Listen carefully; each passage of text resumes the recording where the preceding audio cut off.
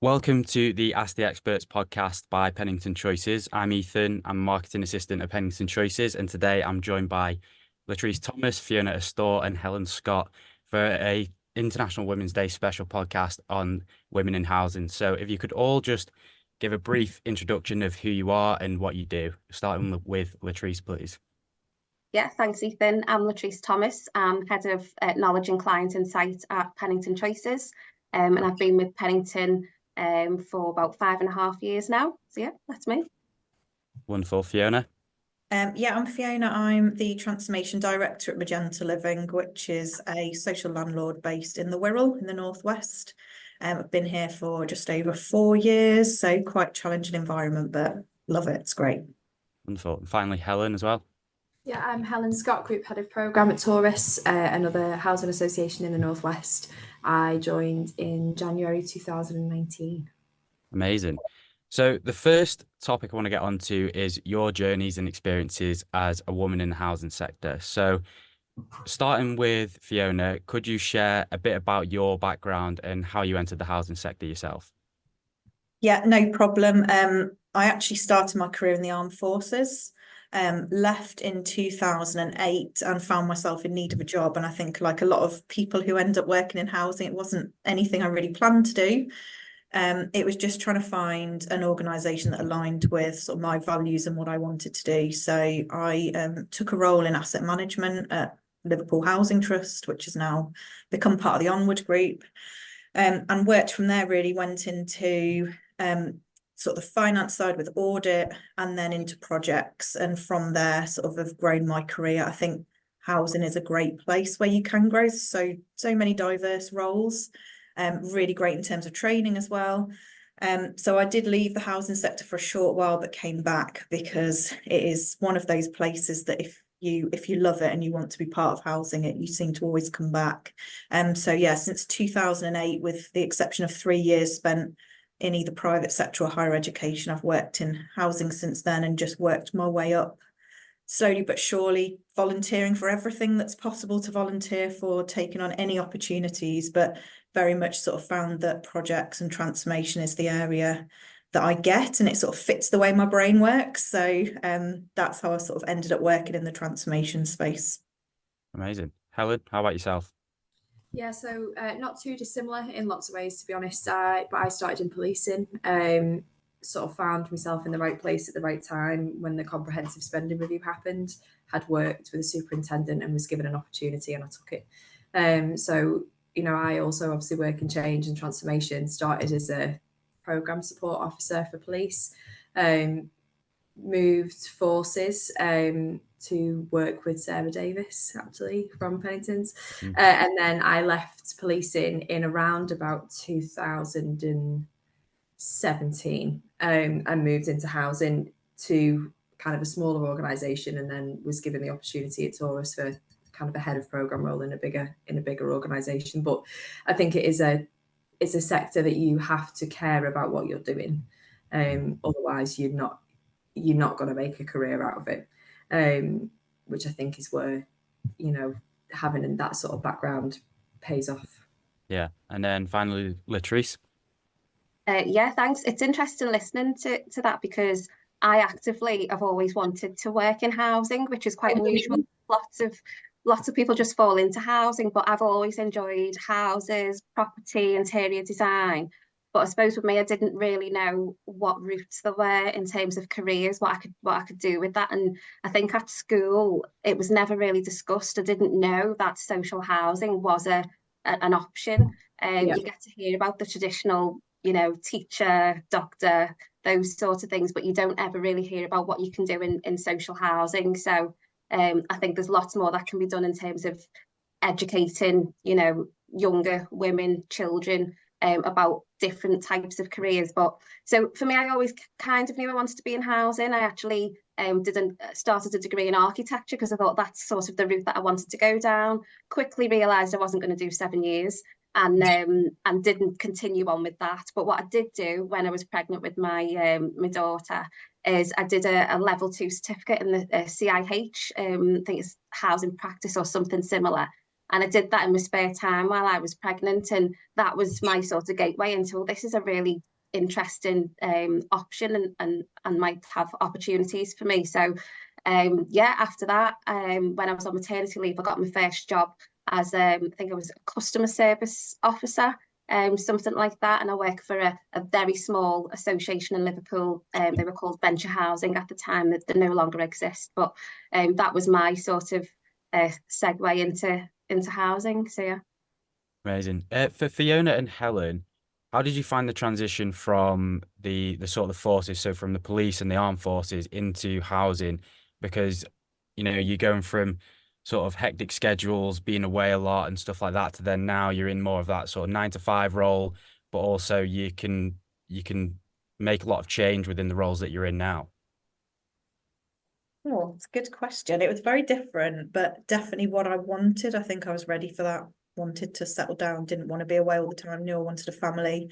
And I think housing's great for that, really supportive. And I know we'll come on to more of sort of how women are sort of treated within housing, but it's very different, I think, in terms of a sector, and I think very embracing of women in particular and recognising the skills that everybody has. And I think I found it quite an easy transition. I don't know about you, Helen, but it seemed like it was very much about helping people, which at the core is what the armed forces and the police should both be about. So it felt quite a straightforward transition for me. Yeah, I think the that having your community at the core of the organisation you work for is very similar. I think there is a distinct difference in the way that the two types of organisations are run. You know, in terms it's very hierarchical in police. You know, there is very much a I will tell you to do this, so you will do it. That I haven't seen as much in housing, which I think is a good thing in lots and lots of ways, but that can present challenges in others. I'll be honest, it took me a little while to adjust. I'd spent 10 years in policing, so all of a sudden came into, you know, whilst the principles of the two are very similar, as I've said before, you know, ran very differently. So it took me a little bit longer to adjust. But yeah, I think it's a great sector to be part of. And I think I think I said it in the introduction, if you don't believe in serving your community at your core, you're not gonna succeed in, you know, army, police, anything that serves community. So yeah, a little bit more challenging for me, I think. On that, I want to get into the challenges you faced and overcome during your career. So, if we start with you, Helen, what are some of the challenges that the significant ones that you've encountered so far while working in housing? I think there've been more personal challenges, to be honest. Obviously, there is the sectoral challenges which we've all faced in terms of what's happened over the last few years with damp and mould, and you know, different cases that have brought extra scrutiny and challenge to the sector. I think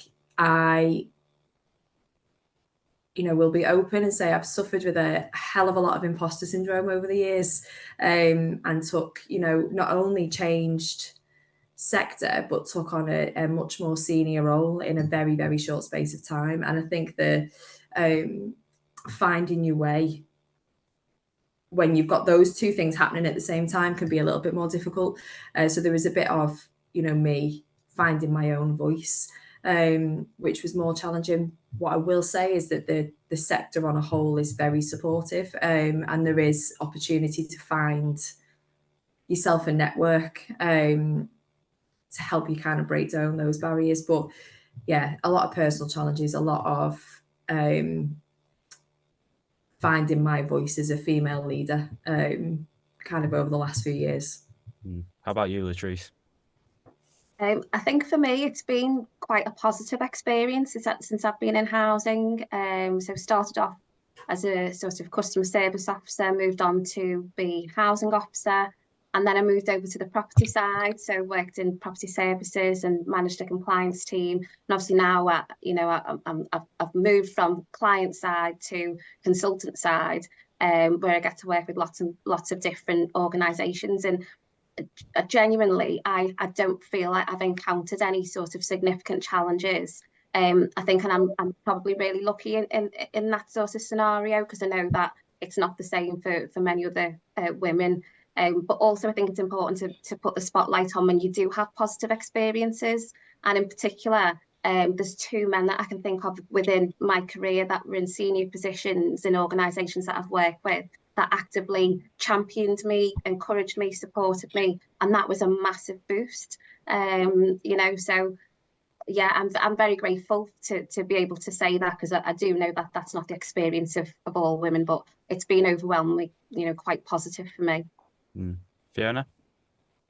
Yeah, I agree. It's been positive, but I think as women, we just carry a whole load of guilt around with us about everything. So, I'm a single mum, and I think trying to balance a career with my kids, and decided to take on doing my MBA, and we kind of pile all these things on, and then you do get that massive imposter syndrome and just think, what on earth am I doing sat at this table?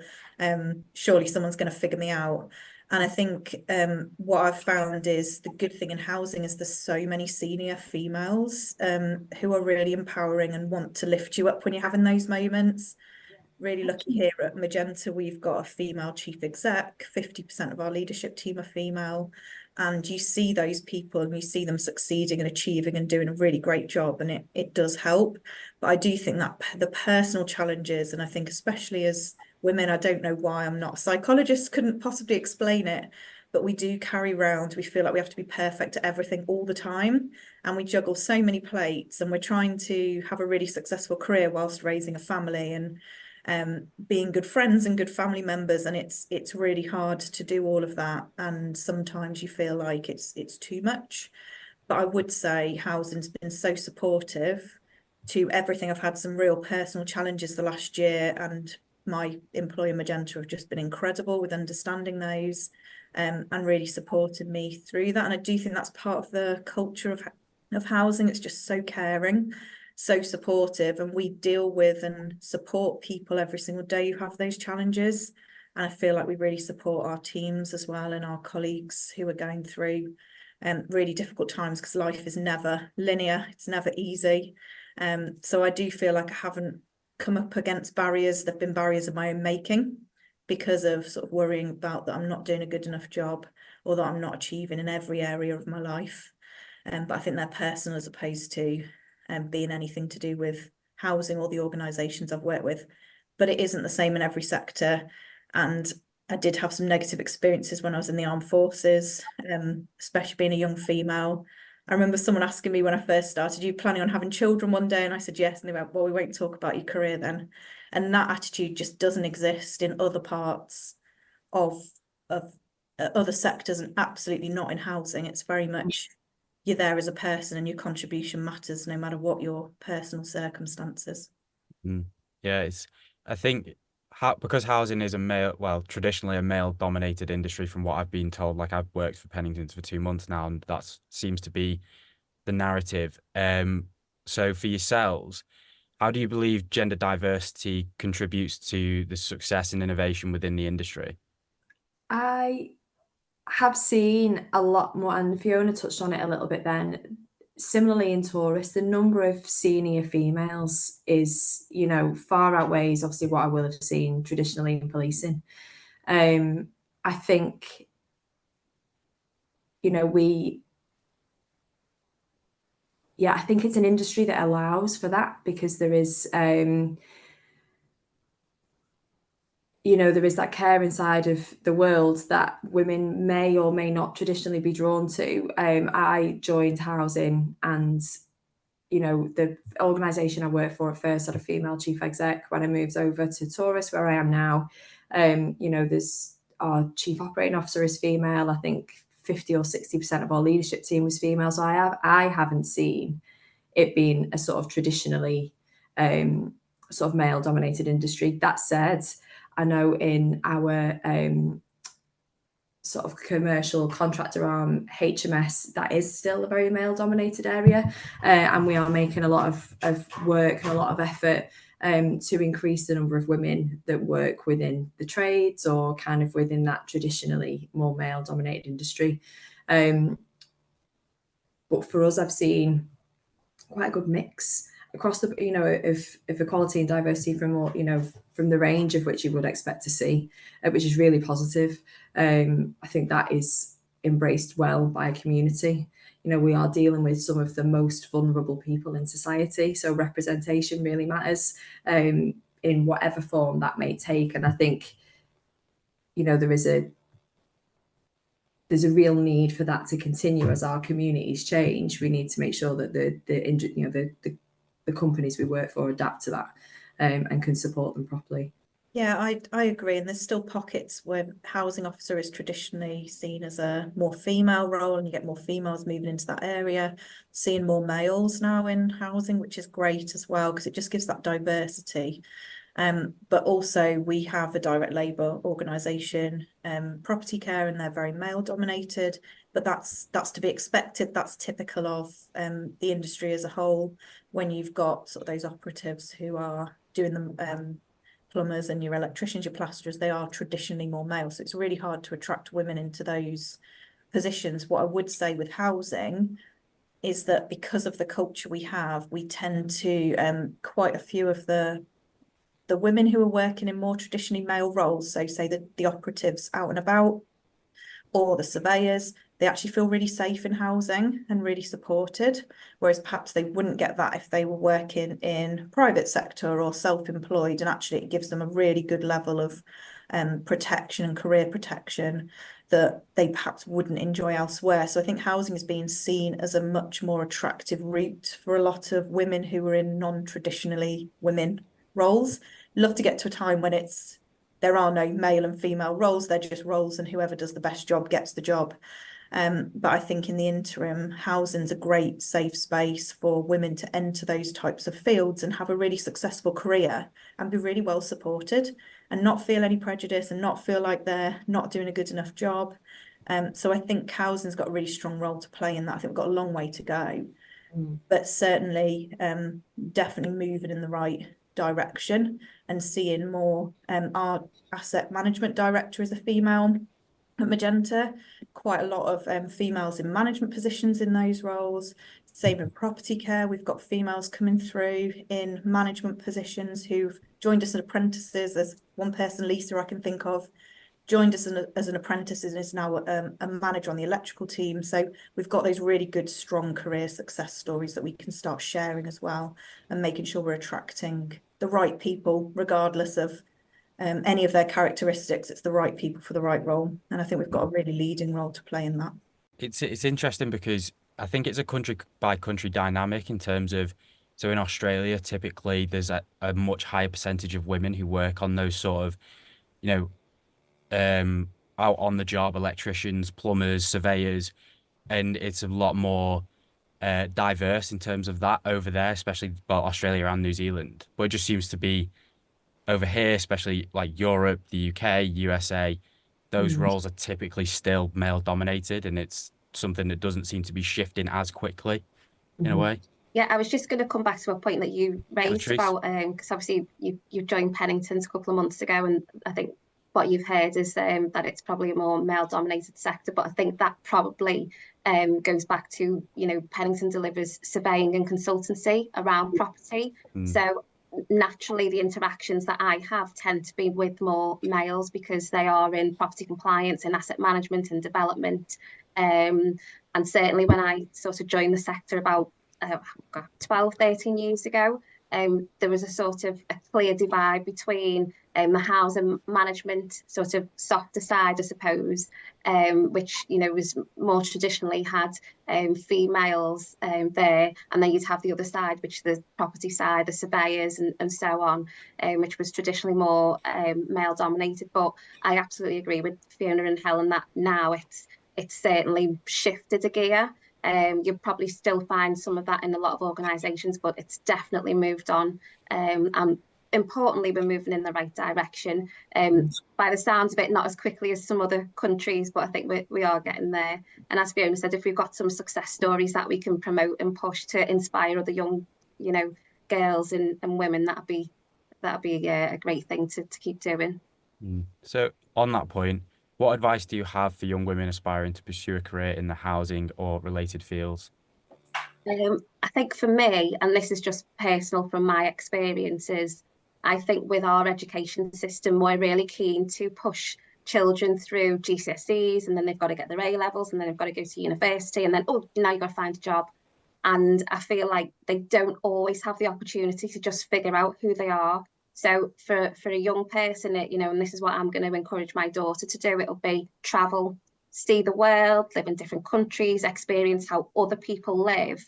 And then you start to develop who you are as a result. You then start to know where you fit in the world, what you like, and what you want to do with your life. And then you can start asking yourselves the questions, okay, so what is it that I want to do day in, day out? What are my goals? So, do I want to make sure people have happy, healthy homes? Do you want to go down the sort of estate management route or antisocial behaviour route? Or is it that you want to, help landlords comply with the legal obligations? So, you don't just have to work for a housing association. You might want to work for the regulator of social housing. You might want to, pursue a career in law, but specifically around housing law. So there's lots of different options. But for me, it's absolutely know who you are, first of all, Yes. and get that experience of travel under your belt before you dive into a career. But I would say that to anybody. Yeah, I agree. And I think it's about knowing who you are. And when I was younger, I wish I'd sat down and worked out what my strengths were, what my motivators were, what my values were. And I think as you get further into your career and you understand more about yourself, you get that.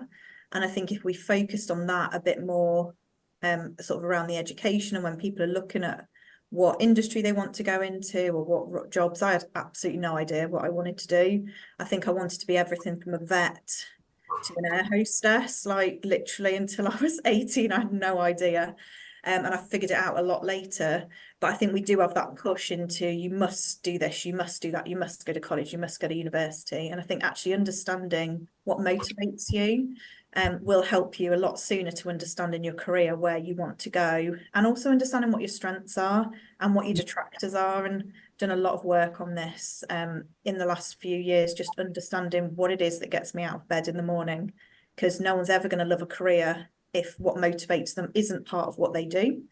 And I think a lot of people who would naturally work really well in housing would have the same motivators. And I think if we could focus more on that and attracting those people who have the same values and have the same motivators as us, and then just encourage them to try anything in housing, because you just don't know which part of it. I loved asset management, then I loved audit, then I loved projects. So you've just got to go and try everything. And that's what makes housing so great, is literally there's hundreds of different roles you can do. But I think, yeah, motivation, I would recommend to anybody, just understand what gets you out of bed in the morning. Because if you're purely motivated by money, I would suggest housing maybe isn't the right career choice. But if you're motivated about community and helping people and making a difference and being part of a really strong team and a really strong community, then absolutely housing's the way to go. Yeah, I think I am one of those people that had, once I realised I probably wasn't going to be Jet from Gladiators, I didn't have a clue beyond that. I didn't go to university. I did college for a bit, didn't do very well. Did like a further education thing. It wasn't through uni, which was music related, which again, liked it, didn't love it. Fell into policing because that's what my dad did. And then, as I say, was given an opportunity. In housing, though, what I would say is it's a big sector, and like we've talked here about the different avenues that are available. Like there aren't many industries or sectors where you would be able to be a quality surveyor or go and physically build a house, or be part of a team that plans what a new development looks like, or works in finance, or works in IT, or like Fiona and I work in projects. The variety that is available through housing, I think, is something that probably isn't very well understood. I think people probably think housing is your traditional housing officer role, which is absolutely at the core of what any housing association will look to deliver. But as a sector, there is so much available, and I think it might not always be seen as like a sexy sector, but it could be, because there's so much variety. What I think is a real strength, though, from what I've seen having come in, is that opportunity to target people early. And that might not be the best descriptor, but I've worked with more apprentices or graduate kind of candidates through being in housing than anywhere else, where you get that opportunity to move around, see what suits.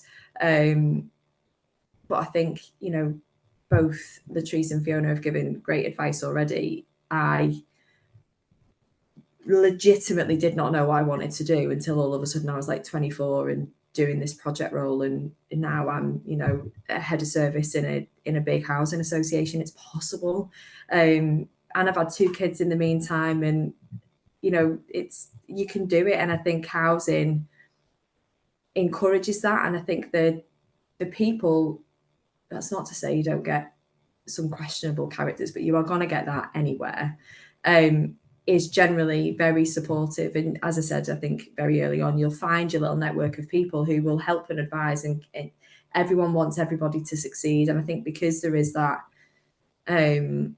it's not for profit.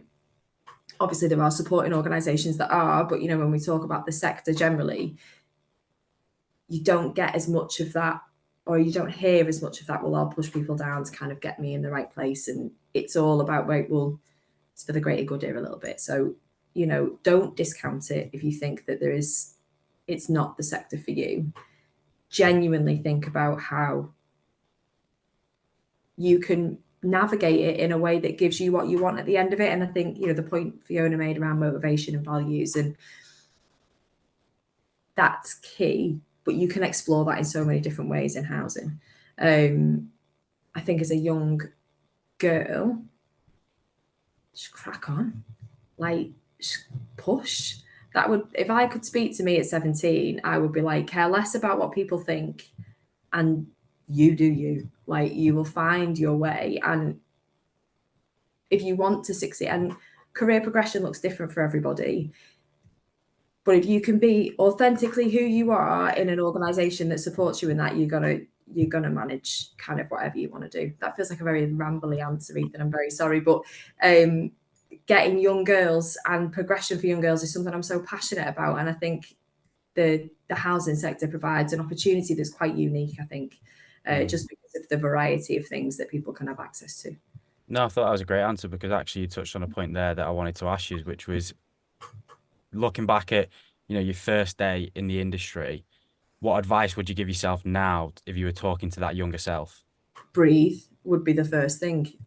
You've got time. I think I was very much I touched a little bit on imposter syndrome and self-doubt, and I think I didn't give myself that opportunity to be like, no, you've been picked to do this job for a reason. Take a breath, trust yourself, and then go. I think some of the challenges I touched on earlier, the personal challenges I've had, is because I didn't trust myself.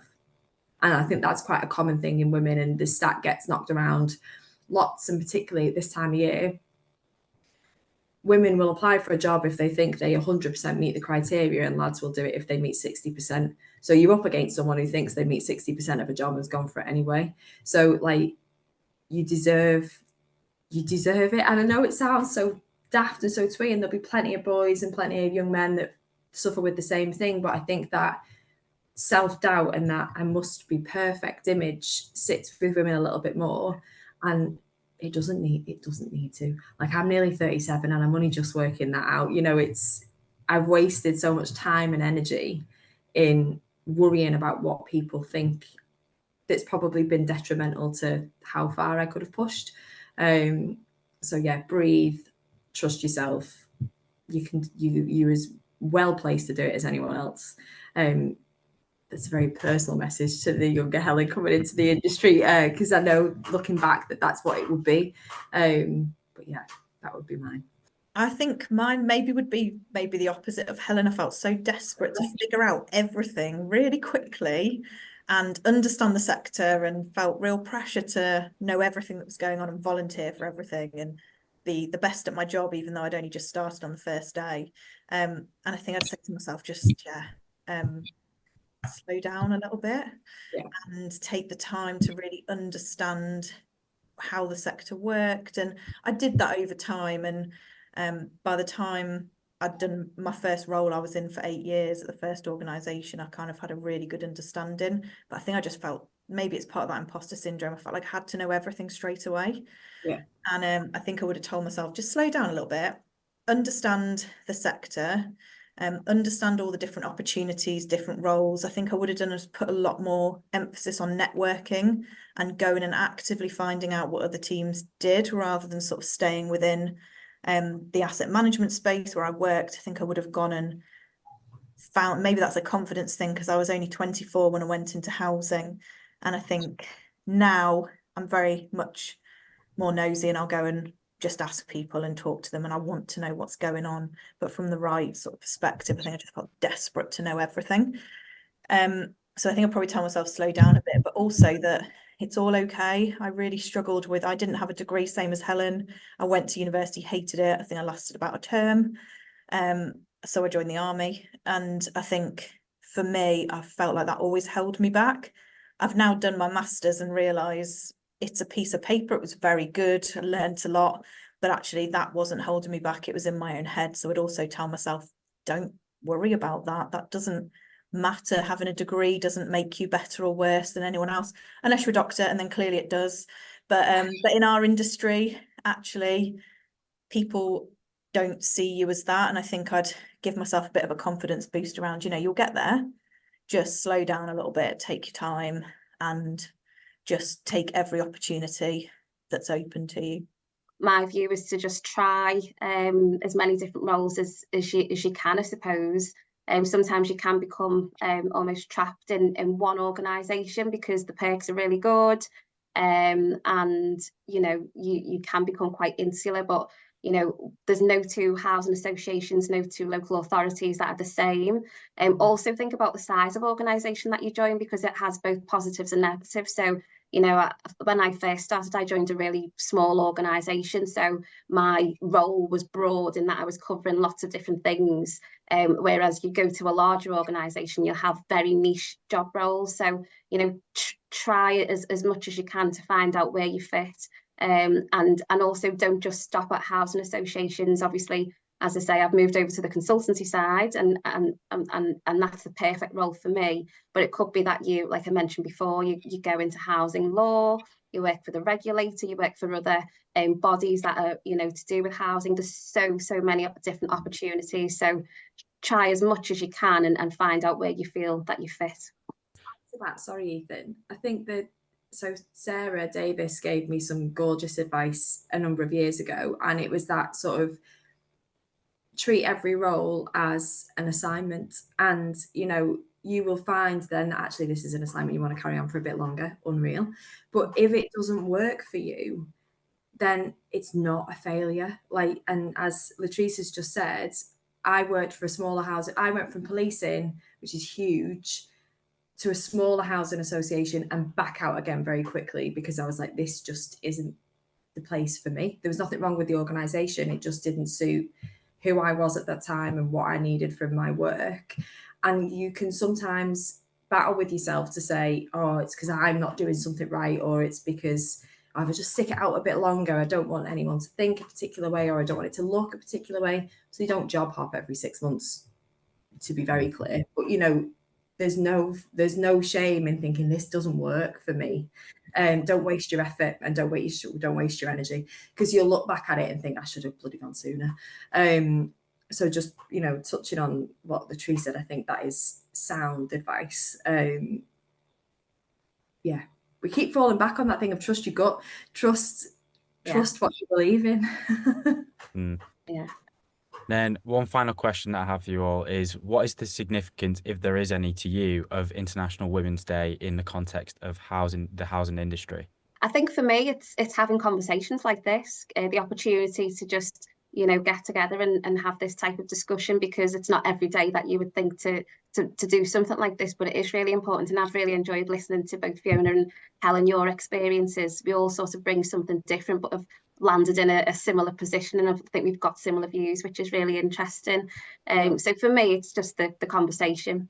Yeah, I agree. It's been great, and we don't often get the time to just sit and reflect and talk about the journey we've been on. And I think yeah, if someone had have told me when I was 24 that by the time I was 40 I'd be a director, quite heavily pregnant again, which is a bit of a shock as well.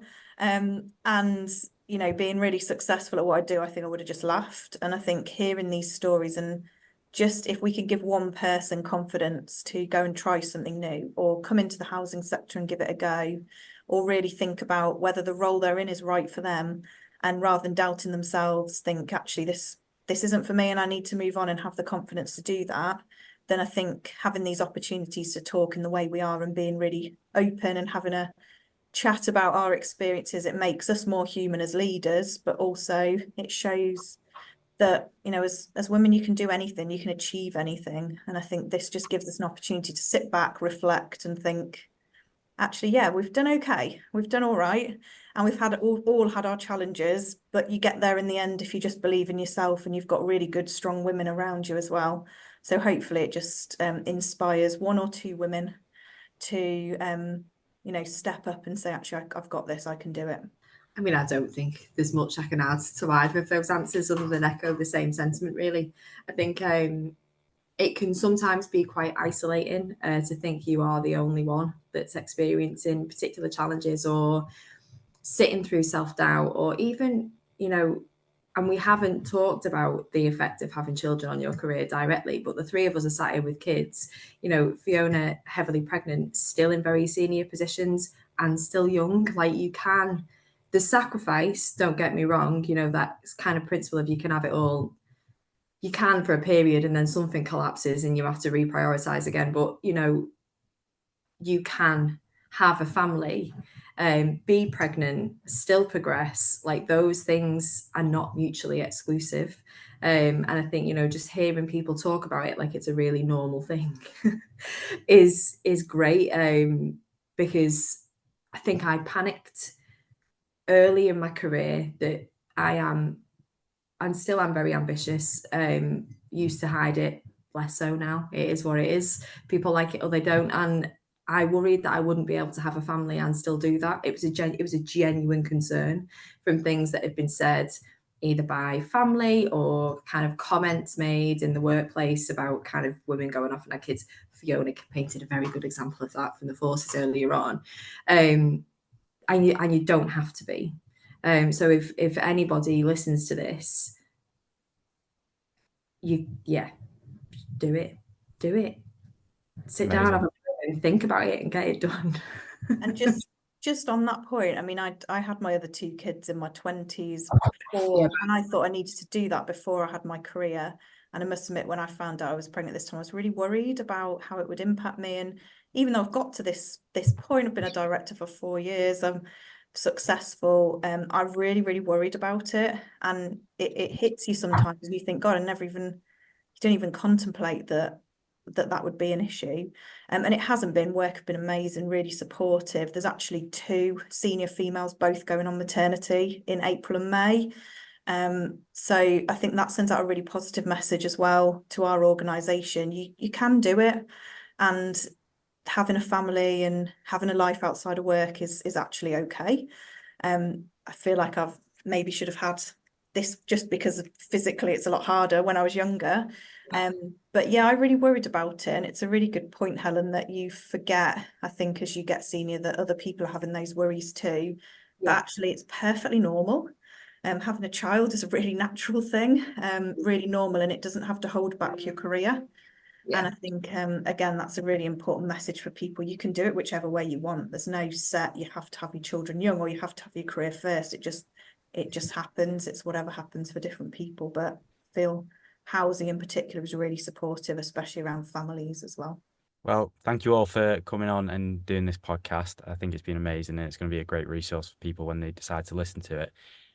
But if you have any resources which you would recommend for people to go and look at and stuff like that, then please share them now before we finish the podcast. I think if I can jump in, it would be extremely neglectful of me. I am vice chair of the Women in Social Housing Board for the North West.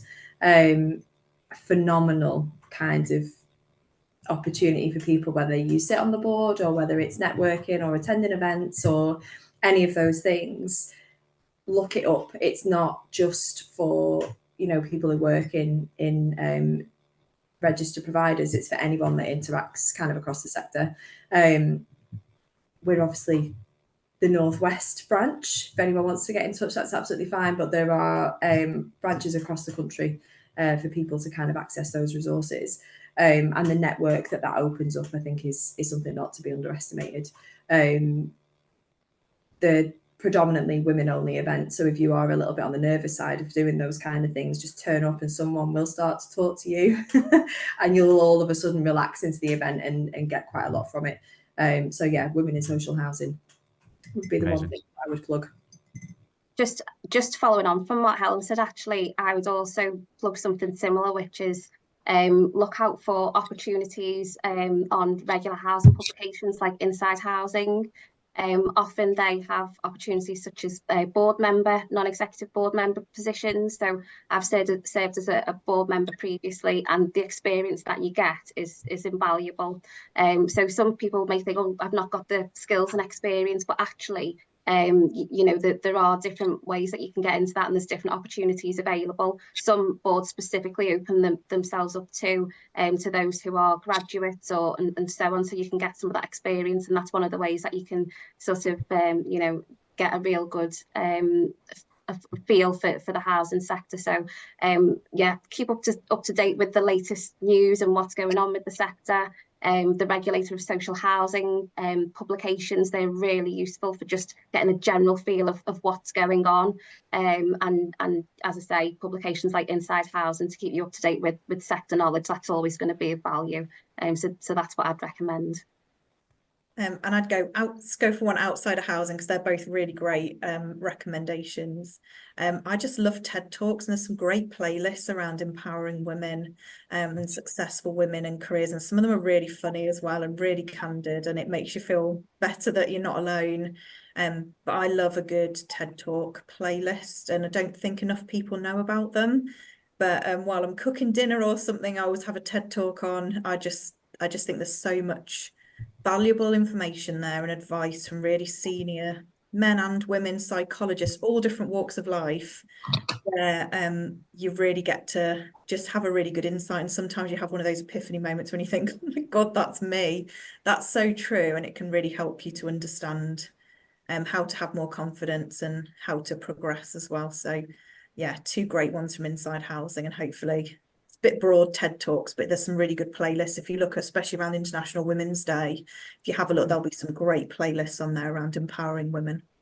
Amazing. Thank you all for coming on and doing this. Thank you very much. Thank you so Thank much. you.